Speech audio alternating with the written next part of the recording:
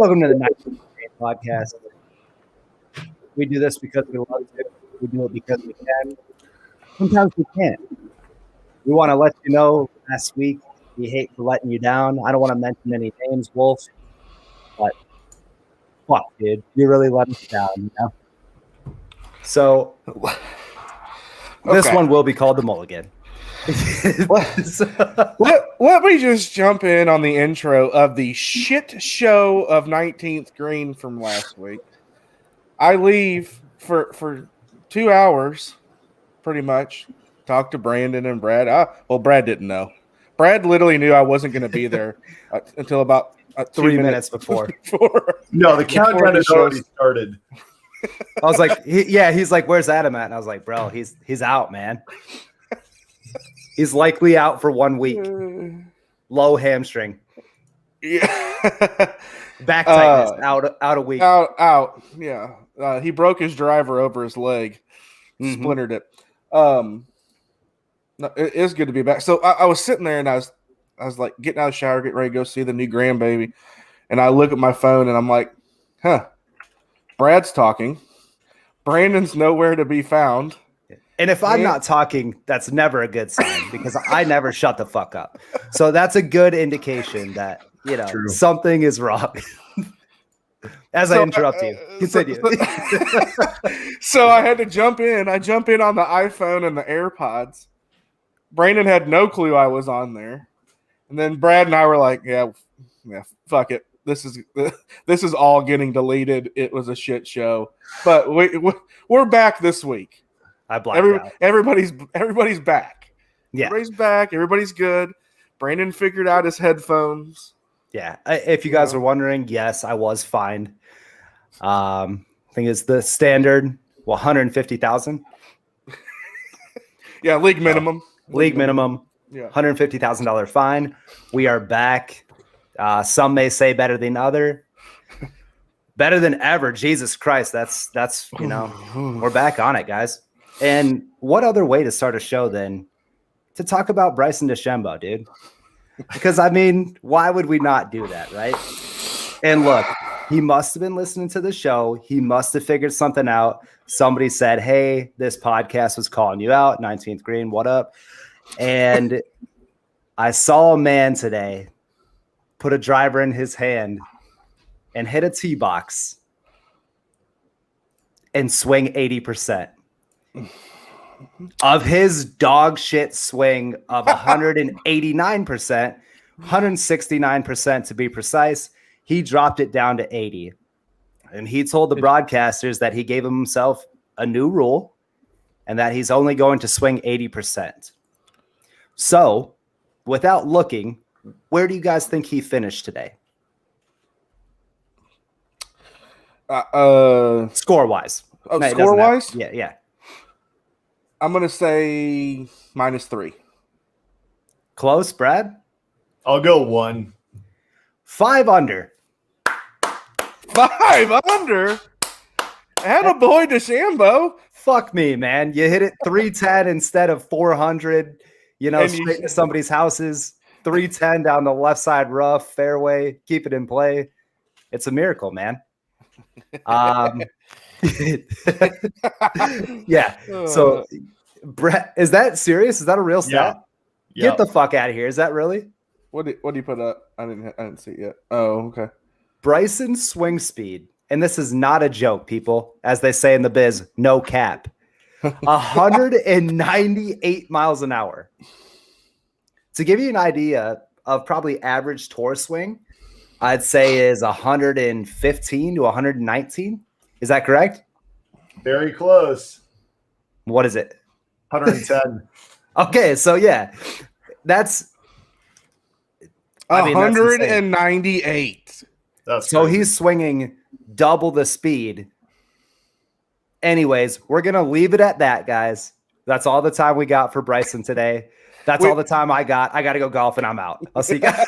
See you guys later. You swing 80% and see how you play. So 80% of 198. I'm no mathematician. It's like 115. So that's normal swing speed. No. No. 158. Yeah. See, Yeah. that's why, I'm usually good at math, but not today. That's Was why not you thinking. That's why you play golf. That's why I play golf. Yeah. Because it's small numbers for me, usually. Yeah. When I get the high numbers, it's a problem.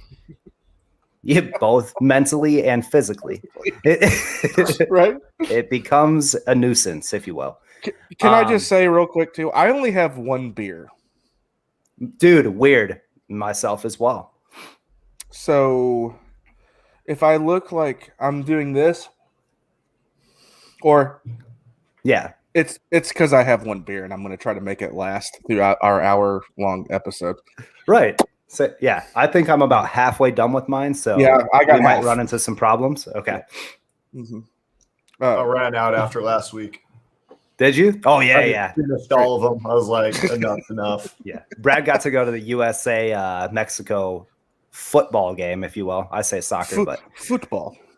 I don't want to offend anybody. Can I say something about soccer real quick? Or football? Yes, absolutely. I just want to say something about that.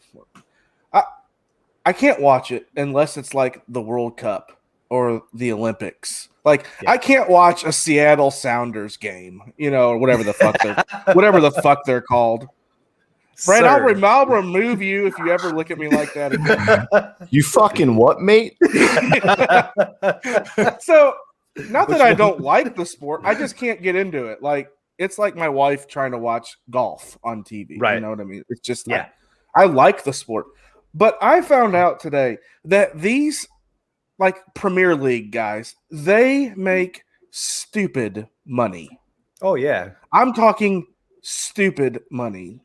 I'm talking dumbass, like stupid money. Stupid money, dude. Yeah.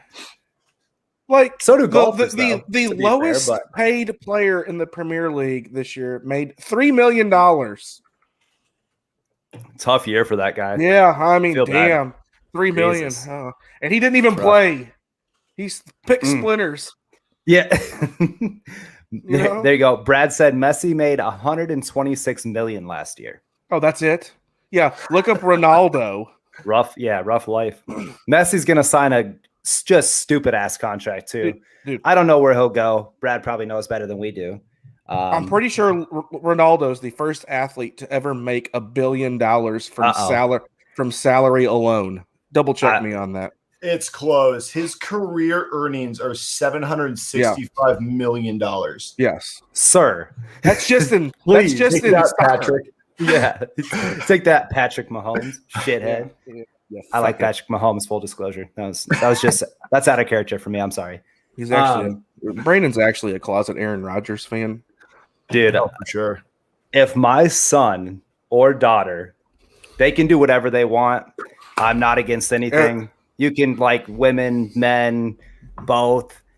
But if my son or daughter likes the Green Bay Packers or Aaron Rodgers, I will disown them. You remember that? That's the only way you're getting disowned. Do you plan on having a kid soon? I want to see this. Probably. The way my life's going, dude. Why not? Hey. Fuck. Let me just tell you, I'm so glad to be back, and this is top-notch golf fucking radio right here. Yeah, we've talked all about 3 minutes of golf so far. Anyways. in my headline, I literally put useless information will be in tangents will be coming out. What do we have on the docket today? I left something from last week since I wasn't here and I was here, but I wanted to do this because me and Brad kind of talked about it, but I want to start with this. You like that one? We need to do that every week. We'll keep that in there. We can do that every week. Hold on. I'm going to put a wad of Copenhagen in so Brandon or Brad can start. You want me to lead us off here, Brad? Yep. On this week's episode of I Hate My Fucking Pitching Wedge, if there was a club I could take out of my bag, if I could hit any other club 145 to 130, I would. If I could find a fairway wood that I could just hit 140, I would. If I had any club possible other than a pitching wedge, if it just didn't say PW, W, or P on it, there's probably a great chance that A, I would have been in a PGA tournament last weekend. B, I wouldn't want to snap my pitching wedge every day. And C, the fact that I'm bad with that club is mind-blowing because probably 80% of the shots that I have to hit on par fours and par threes is a pitching wedge. I played my whole entire course with just a pitching wedge the other day. I did. What'd you shoot? 2 over. Pitching wedge and putter.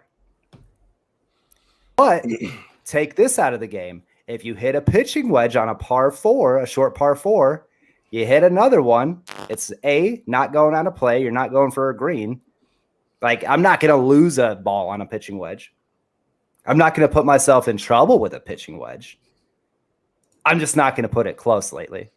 And that's just a big problem. Chipping with a pitching wedge is also difficult. Whoever does that well, good for you. I can't figure it out. If you're like 4 feet off the green, 5 yards off the green, you're using a pitching wedge and you can bump and run that is a dangerous game. Yeah. And good job. But anyways, enough of my self-pity. Adam, on this week's episode of I Hate My... Can I just put my whole bag in there? Yes. I hate my whole bag. I hate it. It's going that well. Lately, the driver, we talked about this before, but I talked to Brandon about the driver. I wanted to take out of my bag, snap it over my leg, and hold on a second. That's a good stat, Brad. It's a good stat because Brandon hits his pitching wedge further than this. The average pitching wedge distance is 130. That's about what I hit it. Mm-hmm. That's what mine is. Same. So when I used to play with my PXGs, that's mine if I hit it good. Brad, remember when I played with the PXGs, what my pitching wedge was? It's like 165. Oh, it was like 160, 165. Swear to God. But back to my my driver. So I didn't get to play last. Did I play last week? No, I didn't play because I had the grandbaby. So the week before last, the first 9, I hit one fairway. Attaboy. One. That's going to make golf easier. Everybody knows that. Everybody that's not in the listening. Fairway. I hit one fucking fairway. So, is everybody else freezing or is it just me? We all froze for a second. Okay. Or you did. Yeah. I don't know. That was weird. I don't know. Anyway. So I decided, I'm like, you know what? I'm going to take my driver and put it in the bag, and then I'm just going to use 3-wood. And that's what I did. I used 3-wood, and I don't know why, but everything was, I'm not going to say straight in the middle, but it was in the fucking fairway. And I still shot like shit. My son beat me for the first time ever. I shot a 92. He shot 86 or 85, which he's never shot in the 80s in his life. But so he went off. Typically, when you're having one of your worst days, somebody's going to be having their best days. Oh yeah, that's how that goes. I will say though, he could do no wrong, and I was Paul Bunyan on approach shots and had to just pretty much punch everything out. I've never used a 7-iron so much in my life. So I'm going to say not on this week's, but on the past 3 weeks, I hate everything but my drivers. Fucking sucks. I hate my whole bag, including my driver. Yes. Just in case you're wondering. I'm going to let Brad join in on this. Yeah. How you feeling about it, Brad? Well, it changes every week, but lately it's like my 60 degree. I just can't hit the damn thing. I don't know what it is. It's like sometimes like you're just on it and then all of a sudden you lose. And I feel like it's like that between like for any club, right? And why the hell does that change? Dude, who knows? Golf, mental. You hit one bad shot and it'll throw you off. Dude, I'll be on fire chipping and then I'll hit duff one and I'm a fucking head case for a week. It's all mental. It's like all confidence with that club, right? That's what it seems like. Absolutely. Any wedge game or short game, putter, of course, putter. And we putt more than anything, right? So you got a lot more chances to make them. You got a lot more chances to miss them. Brandon, do me a favor. Turn your head to the left. Keep turning. Do I see a chin strap? Oh yeah, dude. I've been working on this bad boy. Just wanted to see the face. I was like, this side's better. Left side is better. That's thick. That's a good looking one there. Right side, it's a little thin. And then yeah. It's not a good look for me, but it's a look. I'm used to seeing like the baby face, you know, and now I'll probably shave this off. Yeah. I think I'm gonna just leave the mustache and shave all this and just look like a rapist. Yeah, that's probably, that's the look that you're going for these days. Have you ever? Me and Steven talked about this. I can't remember. I think it's Always Sunny in Philadelphia. Have you ever seen that show? The guy was like on a blind date or something, and it's Charlie Day. He's like, this has nothing to do with golf, people. Again, random tangent. Shocking. We're a golf podcast. We might as well just be a current events / bullshit podcast. But anyway, he's sitting there on a blind date, and the lady's like, "So, what do you do for a living?" And he's like, "Well, I'm a full-on rapist." And she's like, "What?" Fuck? He's like, "What?" He's like, I deal with kids, young kids, full-on rapist. She's like, "Excuse me?" He's like, "Oh, no, philanthropist." Oh, my God. He's a full-on rapist. Philanthropist. Jesus Lord. Anyway. Let's spice this up. Okay. Let's go into the very strange rules. Oh, okay. Yeah, I don't know where you're going with this, so I was just going to feed off of what you were saying. Yeah. So, I'm going to give you guys these. They have no idea what I'm talking about here, but you will be entertained. At the end, you're going to be like, I'm going to be like, are you not entertained? That's about where this is going. Okay.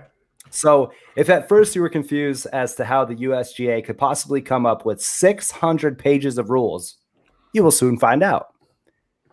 And you heard me correctly. 600 pages of rules.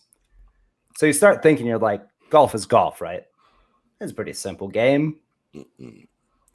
Not a lot of things can happen. And then you start thinking, a lot of shit can happen. For example, I'm going to start you guys off easy here. This is called the air rule. If a gust of wind moves your ball, you can play it from its new position. But if artificially propelled air moves your ball, you must replace it without penalty. Excuse me, artificially? Correct. So what I'm thinking is like some cartoon shit, like somebody brings out, or blowing it, or so that's artificial, right? If you blow the ball. However, if you're sitting there, blow the ball to pause. But if you're sitting there, like say you're above a sand trap, right? There's a lot of wind that day. It blows and it goes down. You can replace it. You can play it from its new position. Oh. So if you're in a shit lie on top and your 1 foot's in the bunker, 1 foot's not, and it rolls into the bunker, you can play it. You can play it from there. Yeah. But if anything else like moves it outside of that, like say there's some fan next to whatever and it blows it, no, you got to put it back. No stroke involved in either of these, by the way. Mm-hmm. But just weird, right? But that's just getting you started. Did you just pick up the rule book and decide to pick like 4 or 5 rules? Yeah, randomly? There were a few that I really liked. Oh, okay. So here is beyond my favorite. Okay. This is referred to as the orange rule. Not the color, the fruit. If your ball is lodged into an orange, you cannot take relief without penalty. Shut the fuck up. You cannot. So have you ever like hit a ball into an orange out here? No, there's not a lot of whole lot of orange trees out there where you are. Possibly. I mean, I would assume there's some vegetation. For us, it would be like a cactus, right? Right. Like, have I lodged a ball into a cactus? Absolutely. Okay. Do you know what kind of skill you have to lodge a golf ball into an orange? Oh, yeah. I mean, you had to hit the piss out of the ball. Or really bad, right? Or what's right.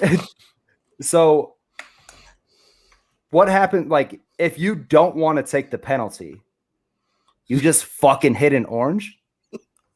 Like, could you imagine how interesting that would be? Just blast it, and hopefully the ball comes flying. Comes out. What if it doesn't come out? You have to putt that fucker all the way into the hole. And what if it's a big orange and it's oversized and it doesn't fit in the hole? Right. Like, then you have to take the stroke. But isn't that ridiculous? Oh my God. I can't believe he pulled out Brad. I can't believe he pulled this orange shit out. I'm trying to find some place where this has ever been enacted, and I can't find anything. So I mean, it had to have happened for it to be a rule, though, right? Like, at some point, somebody fucking hit their ball to an orange, and they said, "No, what do I do here?" Some guy showed up. It had to have happened. When was this rule book re-evaluated? Dude, I don't know. Well, that rule was put in 2010. Get the fuck. So it happened in 2010. Like, that was put in 2010. I thought you're gonna go back to like Sam Snead fucking blasted one off his all wood driver in Miami. All right, here's another one. The cactus rule. Oh, this is yours. Okay. What's this? So this goes to us. Mm-hmm. So if your ball comes to rest next to a cactus, you may wrap your arm or leg in a towel to protect yourself from the needles. Okay, I mean, I feel like that goes without saying, right? Mm-hmm. But you cannot cover the cactus with a towel. Cover your arm. Yeah. Okay. How the fuck does that make sense, right? First of all, if you cover your arm or leg with a towel, it's your whole swing's gonna be fucked. Yeah, nothing matters at that point. No. And I have seen, so when at my home course when I lived in Dove Mountain in Tucson, I did see quite a few players actually hit out of cactus. We've seen like Tiger, I think, like fall in cactus. There's been all kinds of this shit happening. Like, I've seen people get blasted by cactus many a times. By cacti, if you will, and I will.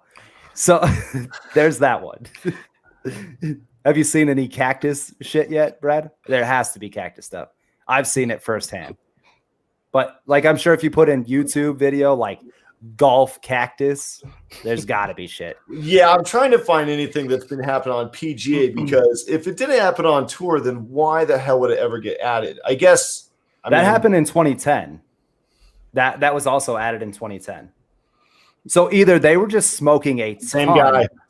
I mean, a ton of weed.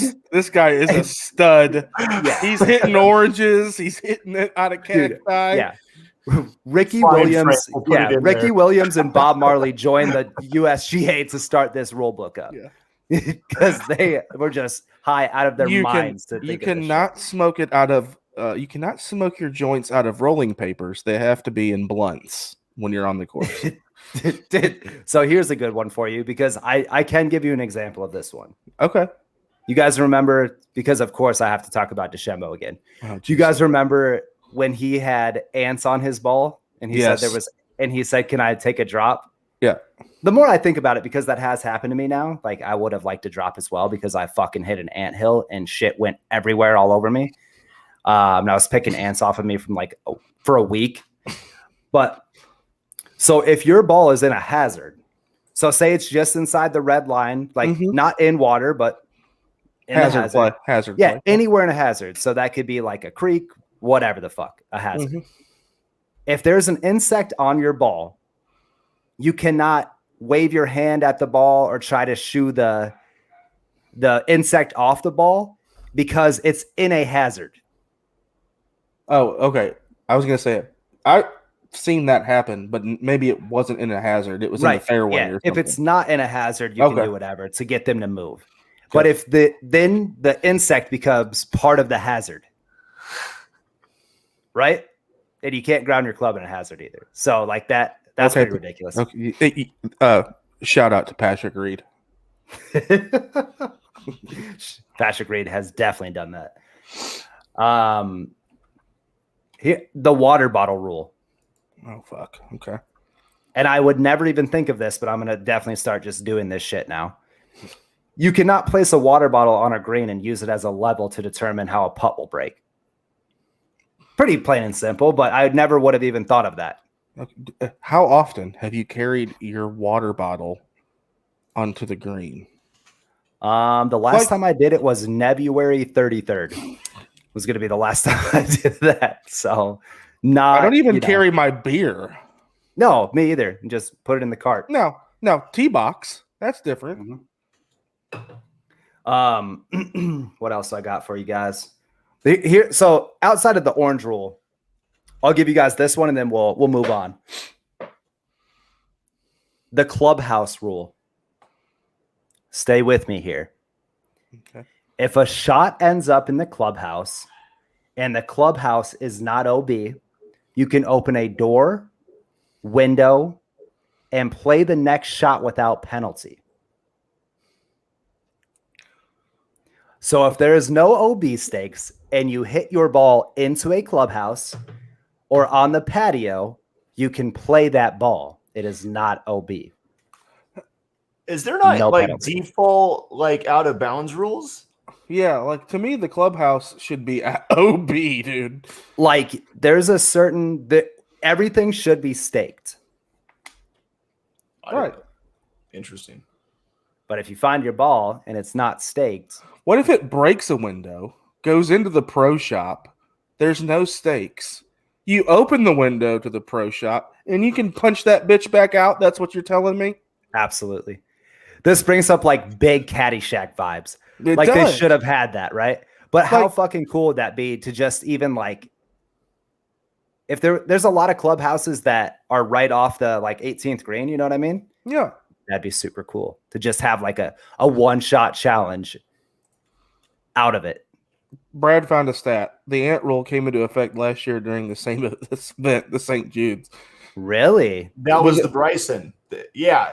It says that was Bryson. He was stuck in between two sticks and attempted to use the ant rule to,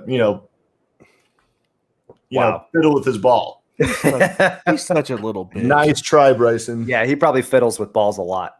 Sure. Anyways, on to the next one, guys. But I thought that was a cool portion to bring out, and I can keep going through some rules on next episodes, bring it up once a month or whatever. But those were some really cool ones. I'm not going to lie. The orange one was interesting, but that last one. The clubhouse really gets you going. Thing, just I intentionally now, when I go play, want to see if my clubhouse is staked. And if not, I'm going to be hey, I'm going to play it off the fucking concrete right here and see if I can hit number 9.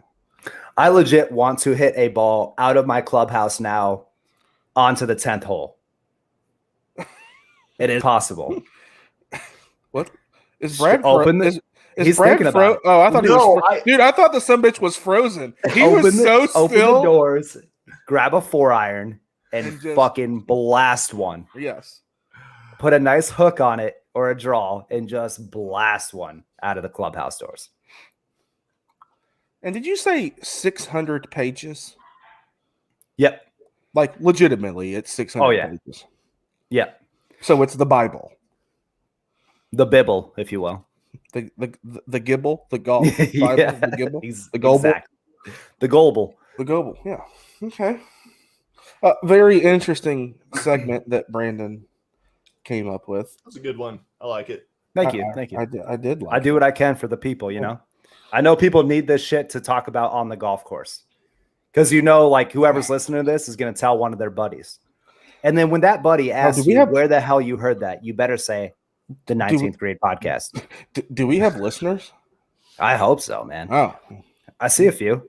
I see a few. Yeah. One's Julia. One's Yep. my son. So One's dim sum.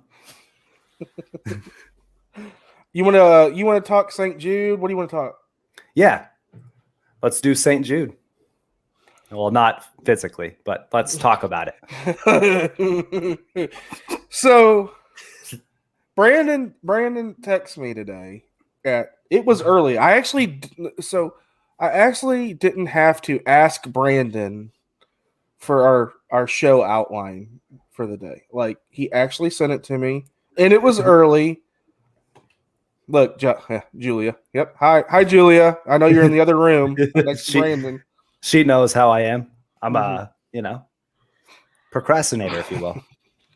So I get it. I look it over. I'm like, that's cool. And I see Brandon's pick, and I'm like, And mind you, actually, I'll just tell you what time he texted me, because it was before the pick he made teed off. Brandon texted me at 10:34. And Brandon decides to pick fucking Matthew Wolf. And what happens? Go ahead, Brandon. He's tied for second at 6 under. The Wolf's got to double down on the Wolf. Wolf's gonna wolf, dog. So Brandon texts me and Brad, like, I don't know, at like 3:00 or something. He's like, "Did you see what Wolf did today?" and my text back to him was the exact words, "Fuck you." And he didn't even look. He just knew. No, I just knew. He would have not texted me if he said, like shot 2 over. If he would have been like, 73. You know what I mean? Yeah. Nice little 6 under from now. Let's get to my pick. Oof. I just didn't see it coming, though. I almost picked, just for the hell of it, DeChambeau. Just to pick him. Yeah. Throw her out there. I would have been way better off with DeChambeau. Oh, yeah. Than the person that I picked, which is old Cam Champ. Now, Brandon, go ahead and tell the viewers where Cam Champ is at right now. Cam Champ is going to be at the old bottom of the leaderboard as he proceeded to fuck all the way off and shoot 2 over for Adam. So Champ, very disrespectful to my boy. Yeah, he's only 10 off the lead. Yeah. So he probably won't make the cut. That's neither here nor there. And it goes back to exactly what I always say. The guy does not play unless he needs to. He is a lazy shithead. And it really bothers me, man. He really plays lazy. He's a very good golfer. His tour exemption was on the line last week, and he balled out. It's just crazy, man. And you would think that would get you going like, hey, I can really do this. No. Or he had an off day and everything I said isn't true, but I've seen him play a lot of golf, and I see the same results when it matters and when it doesn't. Okay. Very disheartening. Real quick. Let me put Steven's comment up here about that's one sweet background. Where can we find one like those? Okay. Steven made these at work at the end of the day. So there you go, Steven. There's your shout out. Hey, thanks, Steven. I didn't know you made that. Adam didn't even tell me you made it. Steven, except for the fact I need our logo at the bottom left moved up, and I need our Facebook, YouTube, all that moved up. Yeah, so we need like one on each side of Brad. Yes. Can you fix that for me? Mm-hmm. And by the way, I'm guessing this comment from the caddy is meant towards Cameron Champ. Man is going to be checking people out at CBS soon with those scores.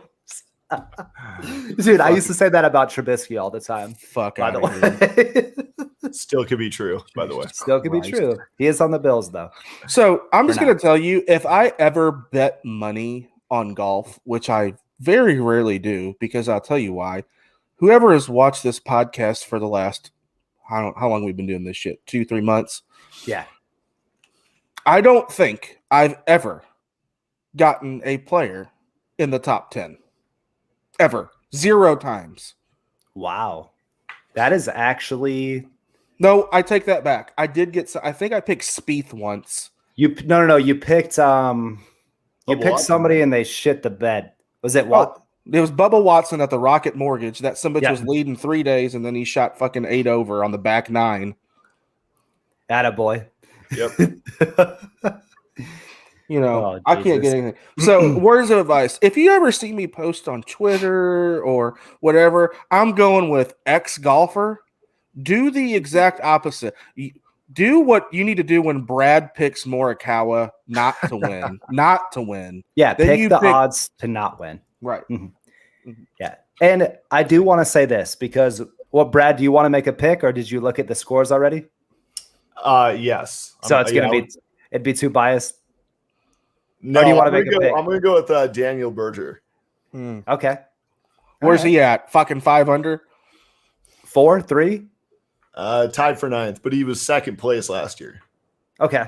I like it. Have you ever noticed that Brad picks every second place winner from the year before? He does. Like he did it with Morikawa, he did it with Hadley. It's a good strategy. We'll see Yeah, how it is. bold strategy, Cotton. We'll see how it's out. Let's see how it works out. But here's a cool little thing. So we always talk about this, right? If it's a no-name guy or if you're winning on the first day, you're going to lose. So I'm glad that my guy's in second, not first, because that's too much pressure. I don't Insert Harris English. Yeah, I don't want him to lose. Harris English is a very good first day guy. He has been. And then he shits the bed. Does he make cuts? Absolutely. Does he make a ton of money? Yes. Does he make more than you and I outside of the other people that I know that make millions? Yes. Now, it's not a bad thing, but let me give you a little stat here. What would you guess after leading through the first round, the amount of wins on tour has been since 1997?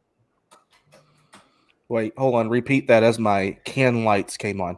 So 1997 and on, how many people do you think that have been leading day one have won their tournament? Holy fuck, Brandon. And remember, I mean, it's good odds, right? Like if you're leading on day one, you're in the mix. I was 15 in 1997. So we're talking what? The last... Oh, so 23, 24 years? Right. So roughly 600 tournaments have been played since Okay, then. that's what I was going to ask. How many? I gotta have that. So stat. I did want I that gotta stat. have that I like stat Okay. because I'm going to figure it out from that. Yeah. That is a stat I wanted to look for, and I completely forgot to. So I appreciate you, Brad. Your fine will be redacted. My fine will be redacted and added to you. Perfect. Yeah. For doing a good job. You get my fine. So, first day leaders that win the whole tournament. Wire to wire. No, not wire to wire. That's like that's I know. I'm just yeah. Okay. I was like, that's insane. Yeah, just day one leader that won the whole tournament. Out of 600, how many? 600 roughly. I'm gonna say it's more than I think it is, but it's not a lot. Yeah. Let's go with what's Brad gonna say? I'll say I'm going to cut what I thought. I'm going to go with 30. Okay. See, I was gonna go 45. 31. Ooh, Brad! Brad almost nailed it. People at home, I hope you were close, but not as close as Brad. That's insane, though. If you think of what's that percentage? 5%. Yeah. So there you go. When we talk about you're just gonna fucking lose, it's because you are. 5% of people. Now, let me give you this one. Wire to wire wins, meaning you led Thursday, Friday, Saturday, Sunday. Since 1997, 600 tournaments. How many wins do you think? That's got to be less than 30. Oh, wait. I mean, wire to wire. Yeah. Leading every day. For example, I was going to say none. Right. Yeah, I was going to say 5. I was going to say 5. Okay. I was going to say 5 just to say it. Put a number out. Brad? I'm with you, Adam. I think it's right around there or less. 4. Yeah. Now, let me give you a better stat on that. Tiger Woods is 2 of them. He 50%, 50%. Yeah, in 2000 and 2002, he went wire to wire, and McElroy in 2011, and some guy named Kamer in 2014. Kaymer. Martin Kamer. Nah, Keimer. never heard of her. He's German. If you change the K to an R, it's me. There you go. So leading first day, how many second place finishes? Oh, there's probably. I bet there's a shit ton. Well, there's more than 31. Let's go 85. I'm gonna go 85. Brad, 60. 7. What? Oh wow. Wow. Yeah. So you either don't win or shit the bed. So Like, what you're telling me first is a death sentence. So what you're telling me is make the cut, but Right. don't be top 10. Yes. And when you see these, you can bet on the day one winners. They're like plus 2,000, plus 3,000. Just Venmo me your money instead. Don't even bet on it. If you're going to, waste the money, just send it to me. I will say Brandon is really good at getting somebody in the top 5 on day one every time. Brad and I talk about this every week, and I pick the right guy every week to at least be top 10, and we still haven't bet on it. We do need to start doing that. That's free money. I think my guy has been in the top 10 almost every single week. Yeah. Mine, not so much. Yeah. So to further the point, I'm just going to give you guys these. Top 10 finishes, 7. Extremely low. That's crazy, right? Mm-hmm. Top 25 finishes, 5.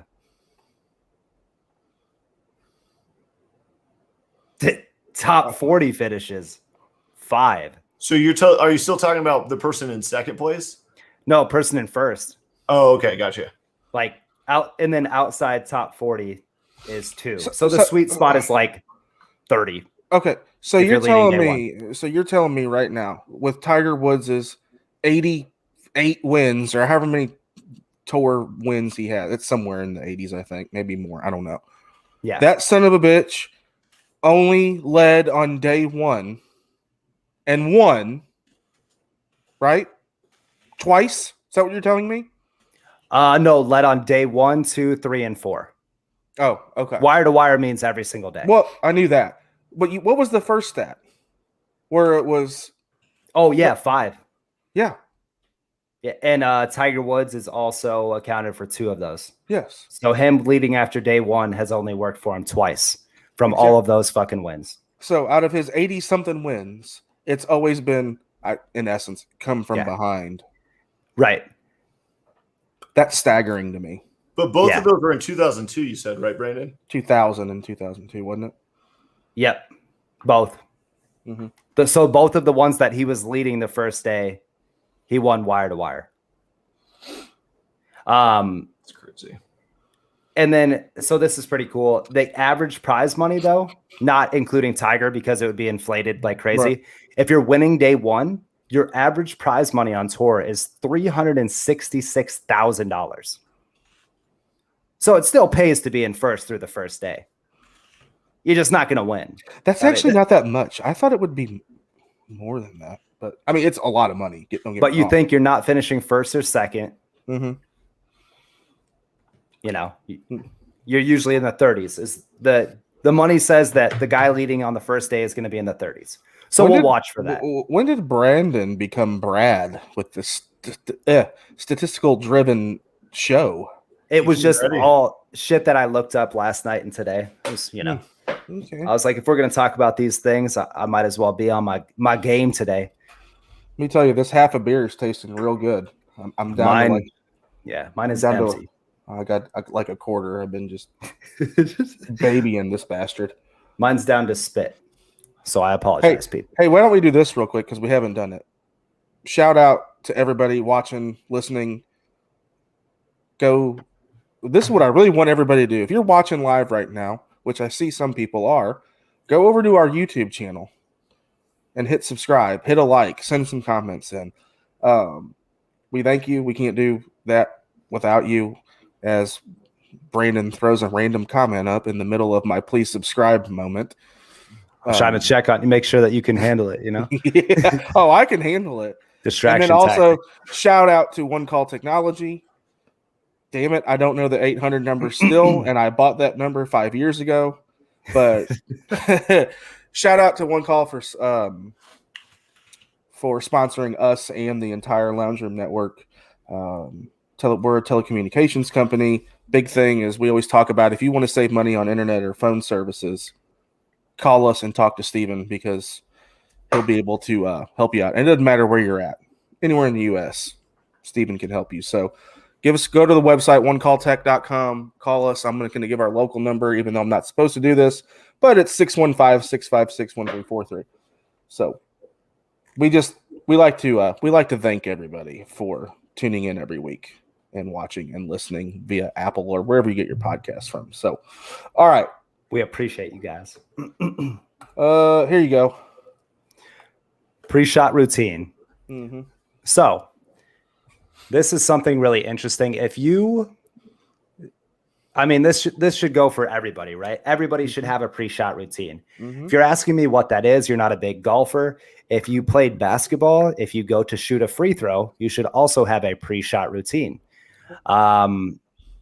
If you watch the NBA, every single guy has a pre-shot routine.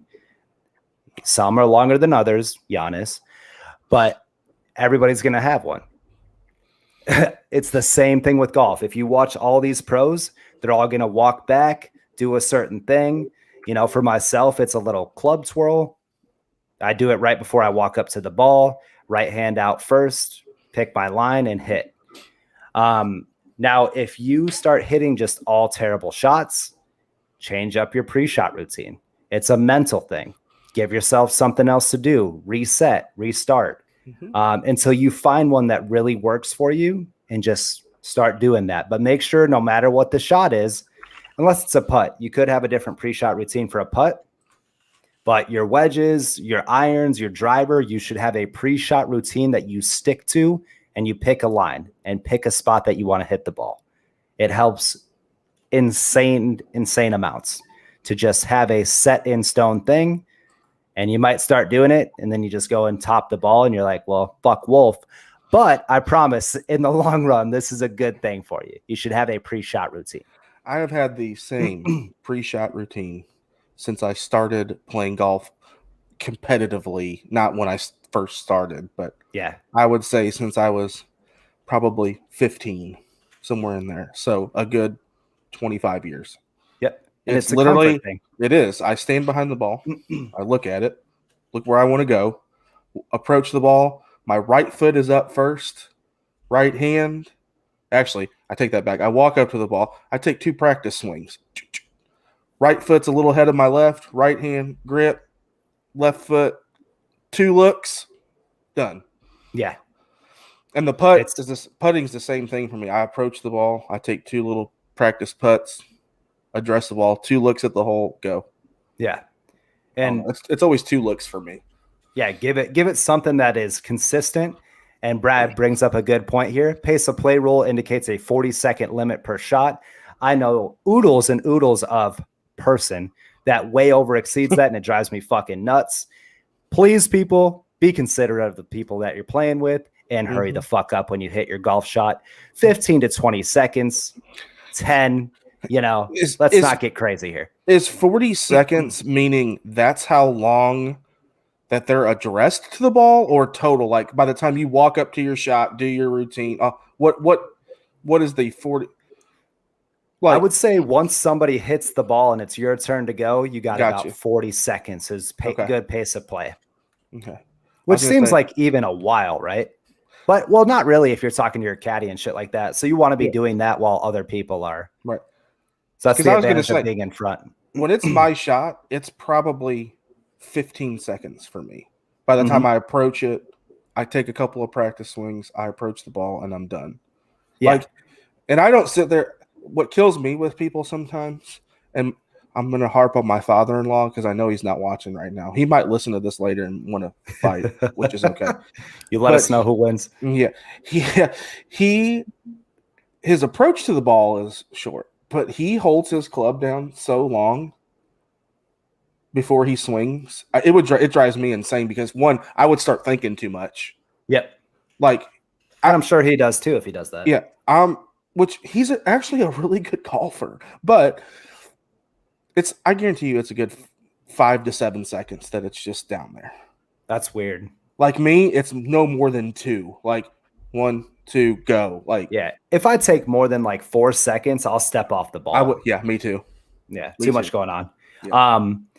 And that brings up another point too. Like with that, if you say it out loud or you actually think about it, the advantages of being in front of somebody, or if you're closer to the hole than everybody else, you have more time to think about your shot and what you need to do and where you need to hit it. And of course, you can get a line from a putt, but that's one of the oldest rules in the book because of that you get rewarded for, being closer to the hole. Mm-hmm. That's how it was made. That's the reason. Have you ever seen how fast Brooks Koepka is? He's very quick. Like when he's playing with somebody else is hit. The camera goes to him, and you don't even see his routine. He's already addressed the ball, and he's like, boom, done. He doesn't talk to his caddy a lot either. Yeah, he'll just hit a shot. He's like, fuck it, give me a wedge, fuck it, I'm good. Bucket, cry 2 tears in a bucket, and he goes. What's Brad? Does Brad have a pre-shot routine? He's like, I'm working on it. He's like, I fucking grip it and rip it. No, no. Stare at the ball. Don't take your eyes off the ball. I was gonna say, I don't know if you have a pre-shot routine. I haven't thought about that. You do? Yeah. Do the same thing? Yeah, I mean, I'm trying to. I feel like that's helped me more than anything, honestly. Yeah, it's a good habit to have. Yeah. And if it's not working, your shot's been off for a couple months or a couple weeks, you can always switch it up. No problem with that. You know when his shot wasn't working? When he took 6 months off to go crabbing or whatever the fuck he was shrimping, whatever the hell he was. That was the worst, best thing ever for him, though, because the next day it was on like Donkey Kong. All right, well, Brad takes more vacations than actual work.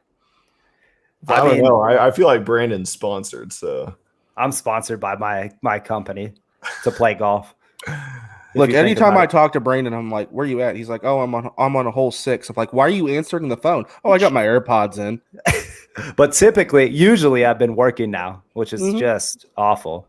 Yeah, God forbid I actually do the job I get a paycheck for. Yeah, it's like, what the hell, dude? I didn't sign up for this shit. All right, we're gonna move on because I do like this. I like our next little topic here because we're gonna end with a little Olympic thing. Yeah.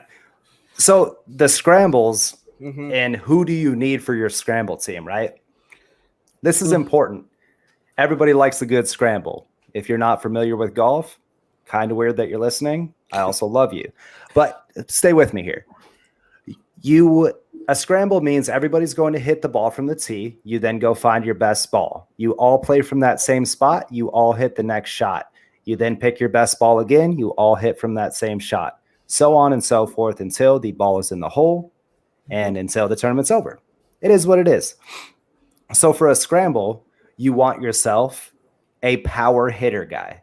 You want somebody that could go for the green. You want somebody that has enough distance that can put you in good positions. That's number one. You need that.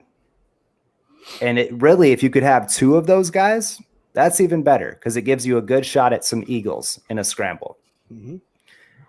The next thing you want everybody on your team to be a decent putter. And I'm not talking about anything crazy. I mean decent.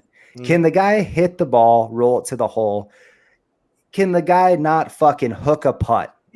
You know? Can you not yank your head up on a putt? I don't know how people do that. Let's not hook a putt.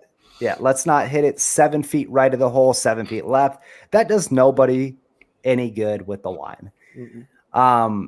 So you want decent putters, and then you want that one guy that just off the tee is a sure shot down the middle. Mm-hmm. You need one guy who can, it doesn't matter how far they hit it, you just want one ball in play at all times. Yeah. That's going to save your ass. Yeah. Now, when you don't have any of that, you're going to run into trouble. But the putting is so damn important. and having some power hitters is important. So if you want to go really low, you're going to need some guys who can smack the ball. Yeah. You know. So here's what I do in tournaments, and I play in a fair amount every year. Yeah. I always go last. Yep. And it's not because there's times that I'm not the best, the longest driver off the box, but if I know that I've got one in the middle, and usually it's like my father-in-law who, he gets to play the senior tees when we play because he's 65 years old. That's helpful sometimes too. It is very helpful, especially on a par 5. You know what I mean? And if he hits it down the middle, then I know I'm just going to let the green light. I'm done. You know what I mean? Yep. I'm DeChambeau 198, pulling a lat. You know what I mean? Swinging out of my fucking shoes. Right. And usually I have one person that is a good putter, and that's it. Like their game might be horrible. Yeah. You know, it's the putter is so important, dude. I mean, that's just. And I will line the ball up for the first person. You know what I mean? I'll be like, okay, I want you to aim 2 cups right. Yeah. By the way, real quick, do you guys mark your golf ball? Yes, I mark every single one of mine. Do you have a putt line? No, I use the Pro V1. Yeah. The line to line. I used to use Pro V1s. I've been hitting Callaways lately. I don't know why, but probably because they're cheaper. Mm-hmm. But I have a golf ball marker, you know what I mean, that I can use my putt line. Like a stencil. Yes. I am not shitting you. Since I've been using that, I have putted so much better. Yeah. And I don't know why, because a Pro V1 has a line on it. Yep. I don't know if it's because it's a Sharpie and it's a thicker line. I can see it better. I'm old. I don't know. I was going to say, are you going like halfway around your ball? Dude, I don't. Is that could help? Like literally, it's about halfway. Yeah, it's a good thing for your sight. Yeah, I usually use a blue marker on mine. Yeah. But anyway, I will line the first person up, make them putt, give us a read. And then I usually go last on everything when I play. Not that I'm the best golfer, but I'm probably the most consistent golfer when we play in scrambles. That helps out then. Yeah. But I do have guys. I mean, I got a guy that plays with it. He can hit the shit out of the. I mean, he's the guy I'm talking about. He is awful at everything. But if he gets a hold of one and he hits it straight, I'm like, there's times where I'm like, I'm not even going to hit, dude. Like, I'm just going to pick this up. Yeah. I'm not even going to I'm not going to lose a ball. I'm just going to take this and I'm going to go whoop in my pocket and we're going to drive 340 yards up to yours that's in the middle of the fairway.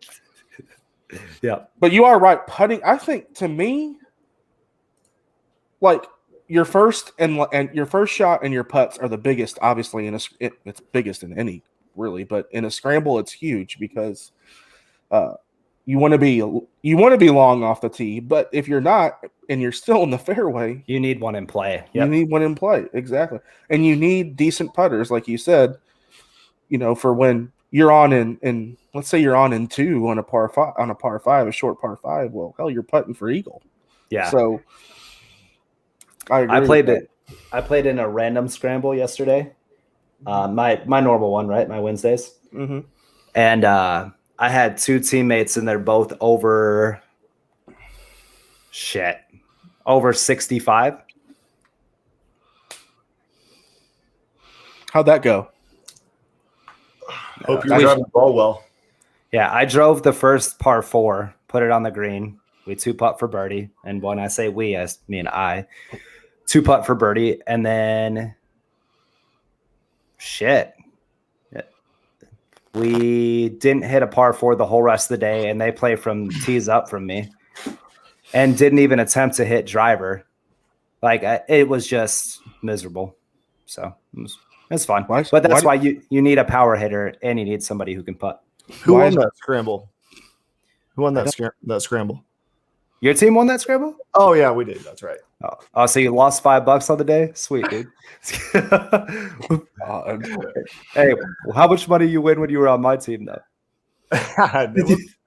Dude, next week's a rollover. That's going to be a good one. Yeah, it is. Yeah. But it's just important, man. In that course, you need people that can hit the ball far because then you have no shot at eagle, no shot at skins. and I don't think either of them hit a putt. No, I know neither of them hit a putt all day. I putt last, obviously, and I had to putt on every single hole. And then we got to our last hole yesterday, which was 11. I stuck it. It was played 168 yesterday from the back tees. I stuck it to 15 feet, and I put my marker down, and I put the ball down, and I didn't say shit to them, and I put it, and I put it in. And they were laughing about it. They're like, all right, you said fuck us today. You're not using our lines. Just hit it. But important things in the scramble. All right. You want to talk Olympics, and then we're going to get out of here? We'll do a quick shout out. We'll do Olympics. Rory Sabatini, former guest on the 19th Green podcast. So if you want to go check that out, that is on Apple Podcasts, Spotify, anywhere. You can check out when Rory came on the show and actually talked about him going to the Olympics and what it meant to him and playing, for Slovakia. It's a really cool story. Please go check that episode out, not just for us, but for you, because it's awesome. I went and re-listened to it. We legit talked to him for an hour, and we asked him, he's awesome. And we asked him about, why he did the whole Slovakian thing and changed his citizenship to play over there. Very heartwarming story. And really cool that you can see the background. And then he went out and shot a 10 under on the last day, which is an Olympic record, and got silver, almost won gold, lost to Xander. And then, so appreciate Rory coming on again. And we have been in talks, so there's a good chance we get Rory again soon. He obviously has a ton of press to take care of with getting a silver medal in the Olympics. But we will be patient, and he will be back on soon. Other than that, Olympic wise, Xander won. Everybody knows that. The bronze medal playoff might now be my favorite thing I have ever watched in golf outside of Tiger Woods. Brandon was up till like 3 a.m. watching it. Yeah. So Julia and I are watching it, and I'm like, oh, Rory might win. And she's like, holy shit, that's Rory. And I was like, yeah, that's like Rory. And she's like, yeah, I know. So we're watching it. It's probably like 10:30, right? We're watching it wrap up. They finally finish and they get everything together. But this is the Olympics. So somebody has to medal. You don't get like a tied for third.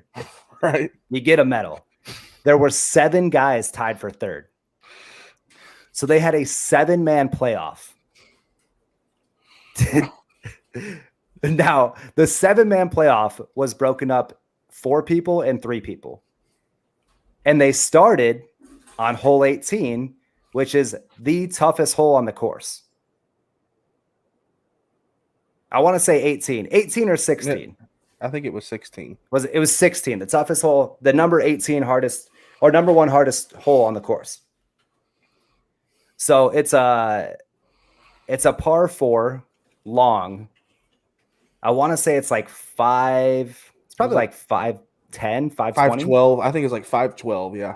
Yeah, 5'12". So you got a rip driver down the middle. There's trees on the left and the right, and a fairway bunker on the right, and water around the front of the green on the right side.